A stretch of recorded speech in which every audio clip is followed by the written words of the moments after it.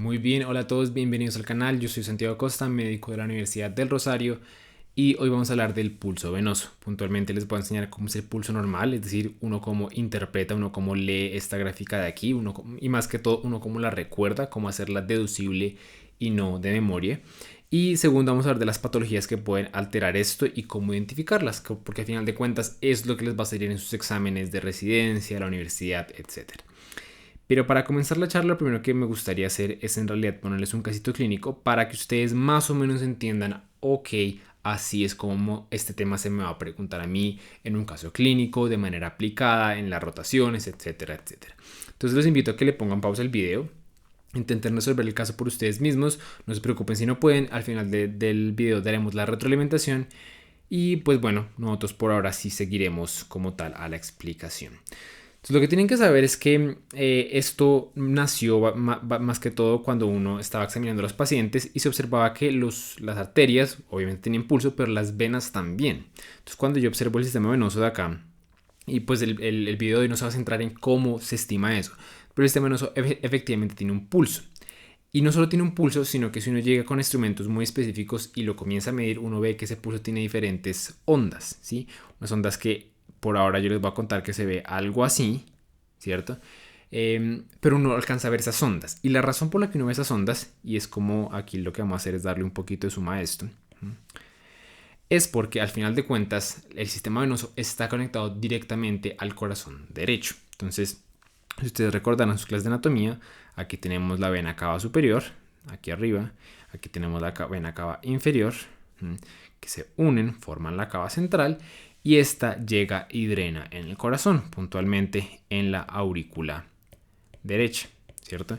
Esta aurícula derecha está a su vez conectada con el ventrículo derecho y lo clave es que cada vez que algo pasa en el corazón, en el lado derecho, cada vez que esta aurícula se contrae o cada vez que la tricúspide se cierra o cada vez que algo está sucediendo aquí, hay repercusiones hacia atrás, porque si ustedes se fijan, están directamente conectados, no hay ninguna válvula, ningún cierre que separe el corazón de las venas. Entonces, para darle simplemente un ejemplo, si yo tengo aquí mi aurícula derecha y yo hago que ella se contraiga, ella viene, se contrae y bota la sangre hacia aquí, hacia el ventrículo. La sangre sí, efectivamente, mucha va a ir para acá, pero como ustedes están viendo que aquí no hay válvulas que separen nada, también va a irse hacia atrás y eso va a tener repercusiones en este sistema venoso y eso es efectivamente lo que uno termina graficando aquí en estas ondas. Entonces, simplemente quiero dejarles claro, de ahí viene más o menos el principio. Como en la vida real, pocas personas, virtualmente nadie es capaz de ver esto. Entonces, la razón por la que ustedes tienen que entender esto es fundamentalmente por entender fisiología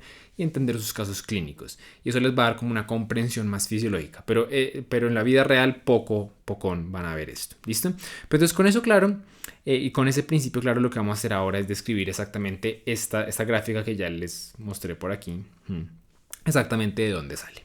Entonces sale más o menos de aquí. Entonces, acuérdense que nuestro punto de referencia siempre va a ser el sistema venoso. Hagan de cuenta que ustedes tienen aquí a alguien, a un manómetro, viendo la presión y sintiendo qué es lo que está pasando. Ahí está su manómetro. Y ahora lo que ustedes tienen que entender es cómo ocurren los cambios de presión. Entonces, y para comenzar, lo primero que tienen que situarse es, imagínense que ustedes están en la fase del ciclo cardíaco en la que el corazón, la aurícula derecha, acaba de llenarse, ¿cierto? Ya está dejando pasar un poquito de sangre aquí y va y se contrae. Es decir, la contracción auricular. Entonces ahí, como nosotros ya sabemos, la aurícula viene, se contrae y va a dejar pasar un montón de sangre hacia aquí, pero otro poquito de sangre se va a devolver. Esa viene siendo la primera onda que se detectó en esta parte del pulso venoso. Y como era la contracción atrial, se le dio el nombre de onda A. ¿Listo? Entonces, el resultado de que la sangre se devuelve genera un pulso, hay un aumento de presión momentáneo y que eso ocurre en el mismo momento en el que ocurre la contracción auricular, da la onda A del pulso venoso. Después de eso, como ustedes deben saber, ok, se contrae la aurícula. ¿Qué es lo que pasa inmediatamente después de que se contrae la aurícula? Que esto se llena. Aquí voy a quitar eso un segundo para que podamos trabajar bien.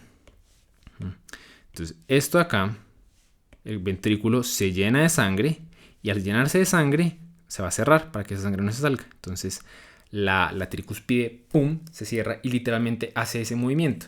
se cierra y lo hace con fuerza y eso bota un poquitico de sangre. De nuevo, toda la sangre que está, imagínense ustedes que estaba descansando por aquí, al hacer ese movimiento y cerrarse, empuja un poquito hacia aquí. Es de menos presión que la onda A, pero igual se alcanza a detectar. Y se ve algo así. Entonces ustedes observan la onda A y después observan la onda C. ¿Por qué se la llama C? Porque es el cierre de la válvula tricúspide. ¿Visto? Entonces espero que hasta ahí vayan bien. Y ahora lo que tienen que hacer es literalmente pensar, ok, después de que se cierra la tricúspide, comienza a pasar. Y lo que comienza a pasar es que ese ventrículo que ustedes recordarán, esa aurícula que ustedes recordarán que estaba contraída aquí, imagínense que estaba contraída acá, que ya acababa de contraerse para mandarle la sangre, se va a comenzar a relajar, ¿sí? Y eso es efectivamente lo que uno va a comenzar a ver aquí. Permítanme borro esto.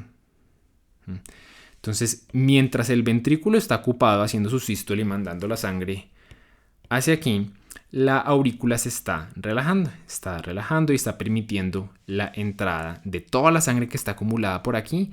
Esa sangre va a entrar y va a comenzar acá. Como la sangre pasa de las venas a la aurícula, la presión dentro de este sistema venoso cae. Y eso es exactamente lo que uno comienza a observar aquí. Uno comienza a ver cómo la presión cae. ¿Listo? Aquí es donde los letras dejan de tener sentido. A esta letra, a esta parte de esa curva en donde comienza a bajar, le dicen la X. Es fácil de acordarse, ya les cuento en un segundo uno cómo se acuerda de eso, pero por ahora ténganlo en cuenta, eso es la X. La X describe ese llenado auricular donde la aurícula se comienza a relajar. Pero como ustedes pueden imaginarse, esto rápidamente, aquí lo voy a poner aquí, rápidamente se va a llenar por completo. Y por lo tanto no va a quedar más espacio, entonces la sangre que está por aquí va a comenzar otra vez a acumularse de nuevo, aumentando la presión en el sistema venoso, porque acuérdense, al final de cuentas, esta presión aquí en el sistema venoso es lo que nos importa.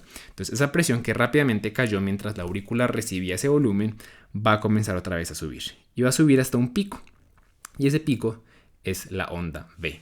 Y el punto en el que ya la aurícula está en su máximo volumen, eso se llama la B, y usted lo puede recordar así, como la aurícula tiene su máximo volumen. ¿Listo? Pero fíjense que aquí no se está contrayendo ni nada, simplemente recibió un montón de volumen, entonces se comenzó en la parte venosa se comenzó a acumular la presión.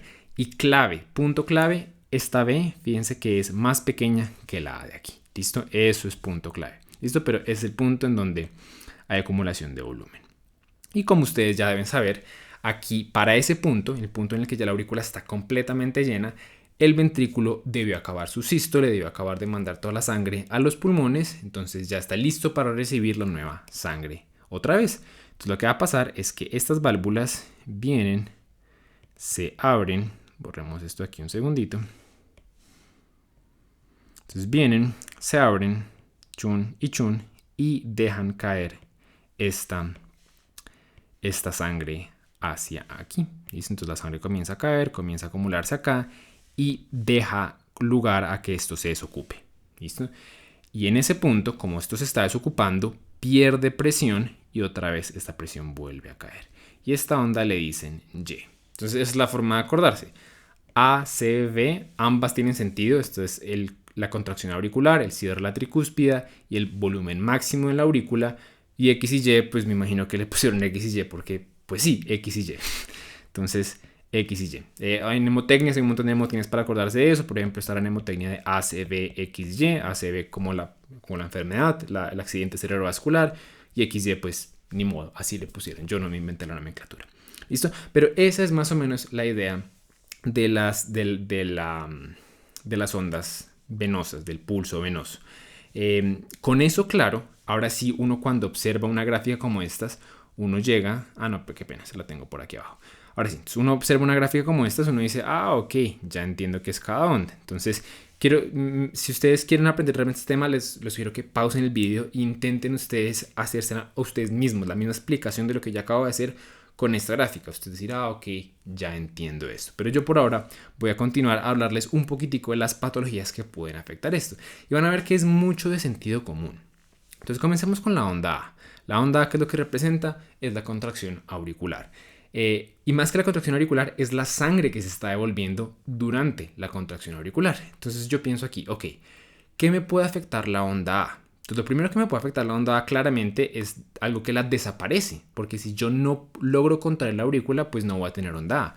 Entonces, condiciones que afectan la contracción auricular, como por ejemplo es la fibrilación auricular, en donde el corazón en vez de contraerse así, comienza a moverse así de una manera desorganizada, sin un movimiento así fuerte, van a hacer que la onda A se pierda, literalmente sea plana, y se siga después del cerrado, de la C, ¿cierto? Pero la onda A como tal desaparece. Entonces, esa es como la primera patología que uno tiene que tener en cuenta. La onda A, las patologías que afectan ya sea, llámese fibrilación auricular o flúter auricular, desaparecen la onda A. Entonces, eso está por un lado.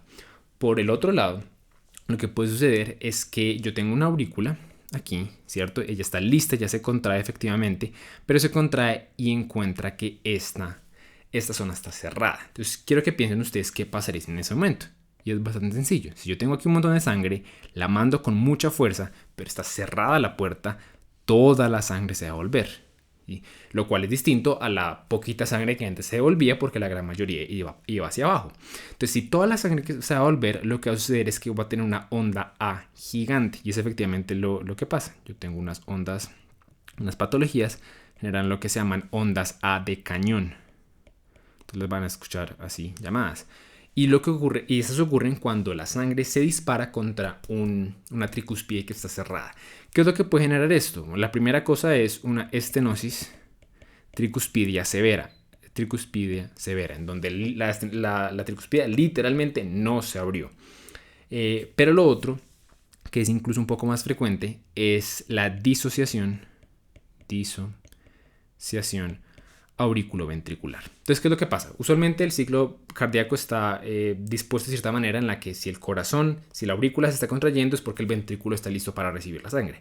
Pero si yo cambio eso, si yo hago que los ventrículos funcionen por su lado y las aurículas por su lado, eso se va a perder. Y por ejemplo, uno observa eso en los bloqueos auriculoventriculares, en la que los ventrículos se comienzan a disparar a una frecuencia muy lenta. Imagínense algo así, imagínense cada una de esas es una contracción ventricular, mientras tanto las aurículas, y eso es exactamente lo que uno observa en un electro. Entonces uno observa que aquí la aurícula se contrajo, aquí la aurícula se contrajo y aquí el ventrículo se contrajo. No como debería ser, que es aurícula y ventrículo. Entonces, ¿qué es lo que va a pasar? Estas veces que las aurículas se contrajeron contra un ventrículo que no estaba listo. Por lo tanto, uno lo que esperaría observar en esta patología, en todo lo que disocia los aurículas de los ventrículos, son ondas A de cañón. Y con eso ya cubrimos las patologías de la onda A. Pasemos a hablar un poquitico de la onda C. Entonces, permítanme limpio esto por aquí para poder explicar bien. Y pasamos ahora a la onda C. ¿Listo? Entonces, ¿qué puede pasar con la onda C? Entonces, lo primero que hay que recordar es que la onda C es el cierre. ¿Sí? Eso es el cierre de la tricúspide. Entonces, lo primero que yo puedo pensar es, ok, si en vez de cerrarse no se cierra la C, ¿qué es lo que va a pasar? Bueno, si la onda C si la tricúspide, por ejemplo, queda insuficiente, que eso nosotros cuando hablamos de... Ustedes van a escuchar, aquí me voy a tomar un paso para atrás, qué pena. Con las válvulas hay dos términos que ustedes siempre van a escuchar: estenosis e insuficiencia. Estenosis significa que no se abren las válvulas. Insuficiencia significa que no se cierran bien. Entonces, ya hablamos de la estenosis, ya hablamos de que eso hace que hayan ondas A de cañón, pero la insuficiencia va a ser de que una vez se cierran, la sangre sigue saliéndose hacia atrás, se devuelve. No solo se va hacia adelante, hacia las arterias pulmonares, sino que también se comienza a devolver. Y como ustedes esperarían, lo que yo observaría ahí sería algo así, en la que tengo mi contracción auricular, inmediatamente después no tengo una onda así chiquitica, en donde se cierran y ya, sino que como toda esta sangre se sigue devolviendo y devolviendo durante toda la sístole ventricular, termino teniendo algo de este estilo. Algo de este estilo. A esta onda, una onda en la que la onda C crece de una manera desproporcional, que esta onda se le terminan llamando CB, de una vez le digo aquí, porque se terminan casi que fusionando, es algo como si ustedes hicieran esto, se terminan fusionando con la B. Ocurre cuando no hay un sello adecuado con la tricúspide y deja de volver la sangre. Al final de cuentas, lo que termina pasando ahí es que estas venas, que no están acostumbradas a recibir sangre durante la sístole, la comienzan a recibir, precisamente porque se está devolviendo. ¿Listo? Esa es como la anormalidad más importante de la onda C, y con eso ya la cubrimos. En las ondas CB causadas por la insuficiencia tricuspidia, pues la onda X se va a invertir, va, como nosotros dijimos, a volverse así. Entonces esa sería una normalidad también de la onda X. De una vez ahí la dijimos, y creo que no nos faltan más anormalidades de la X. Si ahorita me acuerdo de algunas, se las digo, pero por ahora dejemos ahí. Y una última anormalidad que me gustaría escribirles es una anormalidad de la onda B, porque acuérdense que la onda B se da cuando yo tengo mi aurícula derecha que está completamente relajada, que está completamente llena de sangre, que tan llena de sangre está que la sangre se comienza a devolver un poquito hacia las venas, y es precisamente lo que aumenta la presión. Pero aquí hay una patología bastante frecuente que puede cambiar las cosas, y es cuando yo tengo una comunicación interauricular. Porque si ustedes lo piensan, aquí la situación que está sucediendo, pero bueno, aquí lo que está pasando es que la sangre viene de aquí y llenó esto. Pero si encima de eso yo tengo la sangre de aquí, de la aurícula izquierda, y esa sangre puede pasar a través de un huequito, que es la comunicación interauricular, hacia la aurícula derecha, esto va también a llenar aún más rápido la aurícula derecha, y más sangre va a tener reflujo hacia atrás. Es exactamente lo que uno observaría en una comunicación interauricular, haciendo que la onda B, por lo tanto, tenga no solo más volumen, sino también más presión. Entonces, lo que suele pasar, compárenlo con lo que tengo abajo, en una comunicación interauricular es algo así. Tengo mi X y después tengo una super V. Entonces tengo la A, tengo la C, y miren cómo esta V está muy crecida, muy distinto a lo que está aquí, en donde mi V está por acá y mi A está por acá. ¿Listo? Eso suele pasar en las comunicaciones interauriculares. Aquí les tengo otras anormalidades y un resumen como de las que ya hablamos. Por ejemplo, ya hablamos de las ondas A de cañón, en la insuficiencia tricuspidia y de la disociación auriculoventricular. Tengo que están ausentes en las fibrilaciones flutter. Tengo las ondas CB. Tengo la pérdida de la onda X en las ondas CB. Tengo la comunicación interauricular, y lo último que nos faltó aquí hablar es de la onda Y, anormalidades de la onda Y, que son básicamente se observan en dos circunstancias: la estenosis tricuspidia y el taponamiento cardíaco. Entonces, volvámonos aquí y explicamos esas dos antes de pasar ya a los casitos clínicos, y con eso acabamos nuestra clase. Entonces, aquí tenemos nuestra onda. Acordémonos que representa la Y.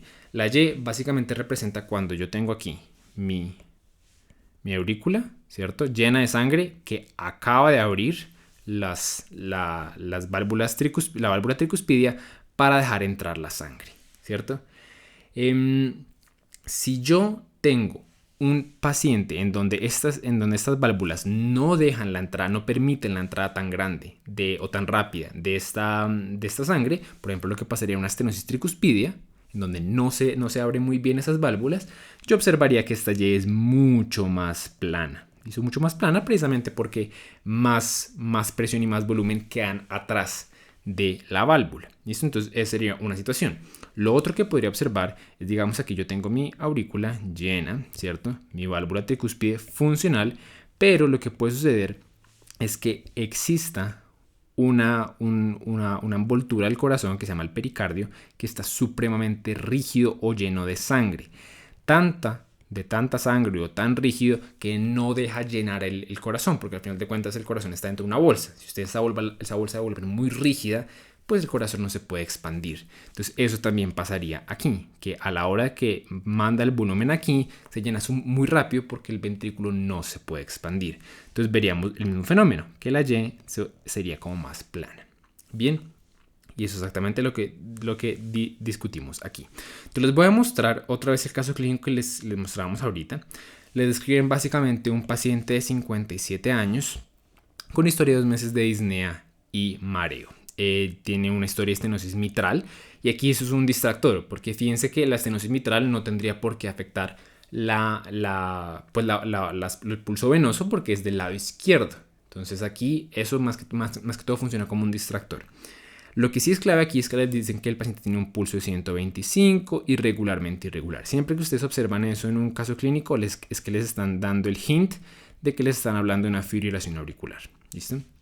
Una presión arterial normal, un eco transtorácico muestra que pues están las anormalidades de la válvula mitral, que por ahora no nos conciernen.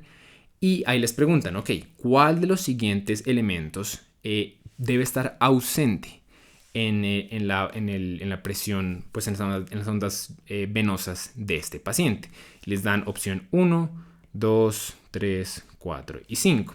Que aquí nosotros le podemos hacer un poquito de zoom, que vendrían siendo respectivamente onda A, C, X, V y Y. Entonces, básicamente la pregunta se resume en paciente con fibrilación auricular, ¿qué onda se desaparece? Y si ustedes entendieron la explicación, claramente es la A. ¿Listo? La A es la que se desaparecería en este paciente. Tendríamos una onda más parecida a esto. ¿Listo? Entonces, si ustedes lograron entender por qué de eso, créanme que entendieron el tema, pero así como para complementarles tengo unas morfologías de ondas venosas anormales, a ver si ustedes logran como... Esto ya es un poquito más difícil, no se sientan mal si no lo logran descifrar, pero echen la cabeza y si entienden esto, créanme que entendieron el tema. Entonces aquí tienen una gráfica patológica y una comparación normal. ¿Qué es lo que está anormal en esta gráfica? Fundamentalmente, si ustedes le ponen mucha cabeza, hay dos cosas anormales, pero la más importante es que no hay onda A. Directamente crece y pasa directamente a la C, después X y después V, ¿cierto? Falta la A. Entonces, este tipo de onda es exactamente lo que observaríamos en el caso anterior, en una fibrilación auricular. ¿Listo? La onda A desaparecida automáticamente de la Y sigue a la C. Entonces, eso es lo que observaríamos en la fibrilación auricular. Analicen ahora este. Entonces, lo mismo, pongan atención y ustedes intenten ver las similitudes. Yo aquí les pinto, esta vendría siendo la onda C, esta vendría siendo la Y, y esta la B, y esta la Y. ¿Listo? Entonces, ¿qué es lo que tenemos aquí? Unas ondas A de cañón. Bien, miren la amplitud tan grande que tienen esas ondas A y compárenla con las ondas A normales de aquí. Entonces, ¿dónde podría observar esto? En disociaciones auriculoventriculares y también en la estenosis tricuspidia. Bien. Y pasamos a estas últimas dos. Pasemos primero a esta para concentrarnos en una cosa a la vez. Entonces lo que quiero que se observen aquí, la clave, intenten ver cuál es, ustedes qué creen que está raro. Aquí yo por ahora les muestro que esta es la C, esta, qué pena, esta no es la B, esta es la X, esta es la B por aquí y esta es la Y por acá. Entonces, ¿qué observan de raro? Hay bastantes cosas, pero una en particular es importante y es que la B está por encima que la A. Entonces, cuando ustedes observan una onda V que supera grandemente a la onda A, ustedes saben que en la condición en la que la aurícula está llena, le está entrando aún más sangre y aún más rápido. Y esto se ve clásicamente en una comunicación intraauricular, como ya hemos mencionado. Y por último, que con esta vamos a concluir nuestra clase de hoy, tenemos esta onda. Tenemos una onda A y fíjense que la onda C, que debería venir justo después, en realidad adopta una morfología muy distinta, sumamente distinta. ¿Listo? Y es lo único que les voy a decir. La respuesta la dejaremos en los comentarios después de que, o más bien, vamos a hacer lo siguiente. Pongan ustedes en los comentarios cuál creen que es la respuesta correcta de este caso. Este caso, a qué enfermedad se corresponde. Y nosotros el comentario que esté correcto lo vamos a poner un pin. ¿Listo? Pero bueno, con eso terminamos. Esperamos que les haya gustado, que les haya quedado claro y nos vemos en el siguiente video.